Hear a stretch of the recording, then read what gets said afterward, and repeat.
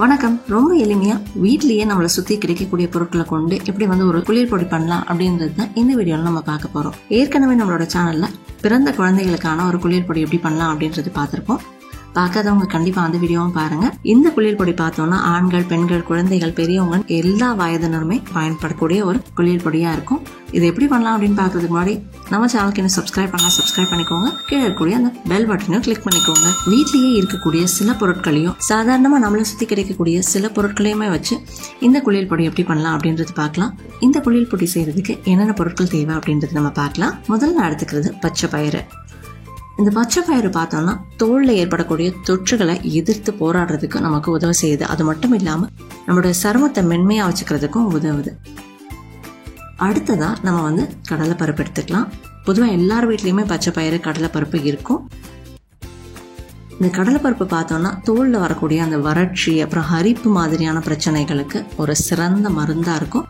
அதே மாதிரி நம்மளுடைய சருமம் நல்ல பொலிவா இருக்கிறதுக்கும் நமக்கு உதவக்கூடியதா இருக்கு. அடுத்ததா நம்ம ஆவாரம்பூ எடுத்துக்கலாம். இந்த ஆவாரம்பூ பார்த்தோம்னா முடி உதிர்வை தடுக்கிறதுக்கு நமக்கு உதவும். அது மட்டும் இல்லாம தோல்ல வரக்கூடிய அந்த அலர்ஜி மாதிரியான பிரச்சனைகளுக்கும் ஒரு நல்ல மருந்து. நம்மளுடைய மேனி ஜொலிக்கிறதுக்கு நமக்கு உதவக்கூடியதாகவும் இருக்கும். ஒரு பொன்னான மேனி வேணும் அப்படின்றவங்க கண்டிப்பா ஆவாரம்பூவையும் சேர்த்து இந்த குளியல் பொடி பண்ணுங்க.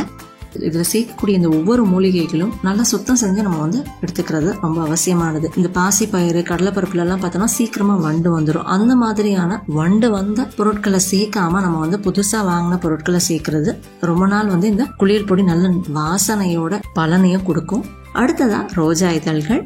இந்த ரோஜா இதழ்கள் பார்த்தோம்னா நம்மளுடைய சருமத்துல இருக்கக்கூடிய அந்த செல்களை புதுப்பிக்கிறதுக்கு உதவும். அது மட்டும் இல்லாம முகப்பரு மாதிரியான பிரச்சனைகளை குறைக்கிறதுக்கும் உதவும். அடுத்ததா ஆரஞ்சு தோல்.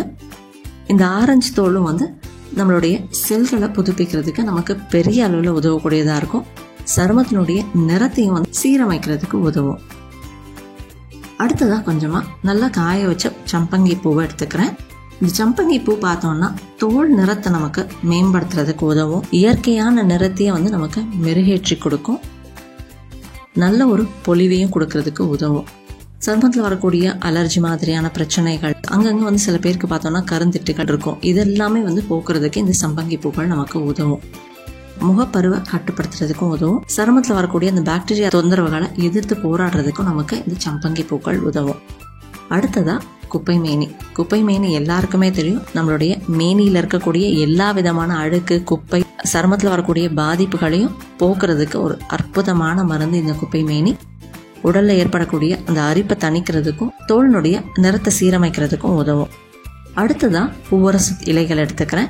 இந்த பூவரசு இலைகள் பார்த்தோம்னா சருமத்துல வரக்கூடிய அந்த புண்களை ஆற்றுறதுக்கும் தோல் அலர்ஜிக்கும் ஒரு அற்புதமான மருந்து. அடுத்ததா நான் வேப்பிலை எடுத்துக்கிறேன். இந்த வேப்பிலை பார்த்தோம்னா சருமத்துல வரக்கூடிய புஞ்சை தொற்றுகளை எதிர்த்து போராடுறதுக்கு உதவும். தோலினுடைய எண்ணெய் சுரப்பை கட்டுப்படுத்துறதுக்கும் உதவும். அடுத்ததா நம்ம வெற்றிவேர் எடுத்துக்கலாம். இந்த வெற்றிவேர் பார்த்தோம்னா இந்த மூலிகை குளியல் பொடிக்கு நல்ல ஒரு நறுமணத்தை கொடுக்கறது மட்டும் இல்லாம உடலினுடைய வெப்பத்தை தணிக்கிறதுக்கும், நம்மளுடைய சருமத்தினுடைய வெப்பத்தை தணிக்கிறதுக்கும், இந்த தோலினுடைய ஈரப்பதத்தை தக்க வைக்கிறதுக்கும் நமக்கு உதவும். கடைசியா நம்ம கஸ்தூரி மஞ்சள் எடுத்துக்கலாம். இந்த கஸ்தூரி மஞ்சள் நம்மளுடைய சருமத்தினுடைய நிறத்தை பொலிவாக்குறதுக்கும் இந்த தோல் புண்களை ஆற்றுறதுக்கும் உதவும். நான் எடுத்துட்டு இருக்கேன் இந்த எல்லா பொருட்களுமே பார்த்தோம்னா நல்லா காய வச்சு எடுத்துட்டு இருக்கேன். அதாவது இதுல இருக்கக்கூடிய ஒவ்வொரு பொருட்களுமே பார்த்தோம்னா பெருசா நம்ம எந்த செலவும் பண்ணாம நம்மளை சுத்தி இருக்கக்கூடிய பொருட்கள் தான் இது.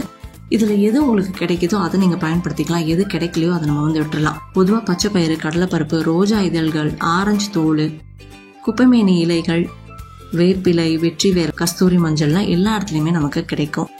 சில நாடுகள்ல சில இடங்கள்ல நமக்கு சில இலைகள் கிடைக்கல அப்படின்னா அதுக்கு பதிலாக நம்ம கற்றாழை இல்ல துளசி இலைகள், அப்படி இல்லைன்னா வெந்தய மாதிரியான பொருட்களையும் நம்ம சேர்த்துக்கலாம். நான் இது எல்லாத்தையுமே தனித்தனியா காய வச்சு எடுத்துட்டு இருக்கேன்.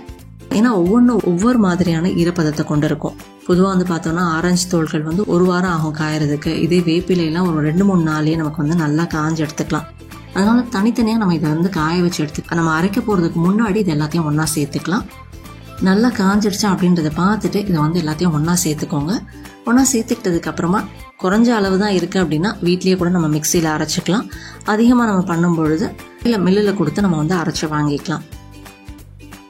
நல்லா காய வச்சு அரைச்சி எடுத்துகிட்டு வந்த இந்த குளியல் பொடியை நம்ம ஈரப்பதம் இல்லாத நல்ல ஒரு கண்ணாடி பாட்டிலில் பத்திரப்படுத்தி வச்சுக்கலாம். அதிகமாக நீங்கள் செய்கிறீங்க அப்படின்னா கிட்டத்தட்ட ஒரு 3 மாதத்துக்கு இதை வந்து நம்ம வச்சு பயன்படுத்திக்கலாம். ஒவ்வொரு நாளும் இதை வந்து நம்ம முகம் கழுவுறதுக்கும் குளிக்கிறதுக்கும் நம்ம வந்து பயன்படுத்திக்கலாம். இல்லைன்னா ஒரு பேக்காக போடுறது கூட இதை நம்ம வந்து பயன்படுத்திக்கலாம். இப்போ குளிக்கும் போது நம்ம 1-2 ஸ்பூன் அளவு எடுத்துக்கிட்டு அதோட தண்ணி அப்படி இல்லைன்னா சாதம் வடித்த கஞ்சி சேர்த்து நல்லா வந்து கலந்து விட்டுட்டு உடம்புல தேய்ச்சிட்டு நம்ம வந்து குளிக்கலாம்.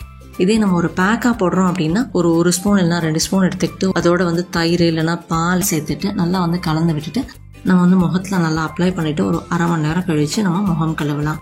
இந்த பொடி பார்த்தோம்னா ஆண்கள் பெண்கள்னு எல்லாருமே பயன்படுத்தலாம். குழந்தைகள் பயன்படுத்துறதுக்கும் ஒரு அற்புதமான பொடியாக இருக்கும். இதனுடைய அளவுகள் பார்த்தோன்னா நான் வந்து எல்லாமே சமமான அளவுகள் தான் சேர்த்துருக்கேன். சம்பங்கி பூக்கள் கொஞ்சோண்டு போட்டால் போதும். அதனால அதுக்கேற்ற மாதிரி நீங்கள் வந்து உங்களுடைய அளவுகளை வந்து பார்த்துக்கோங்க. எல்லாமே சமமாக போட்டுக்கலாம். இல்லை 1-2 கூட குறைவாக இருந்தாலும் ஒன்றும் பிரச்சனை இல்லை.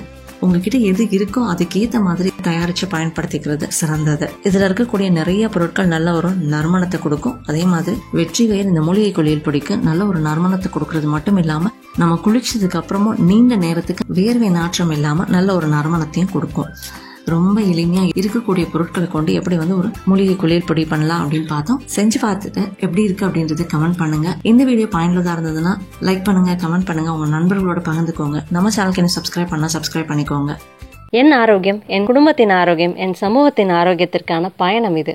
கைகோர்ப்போம், ஆரோக்கியத்திற்கு விதையாவோம். நன்றி.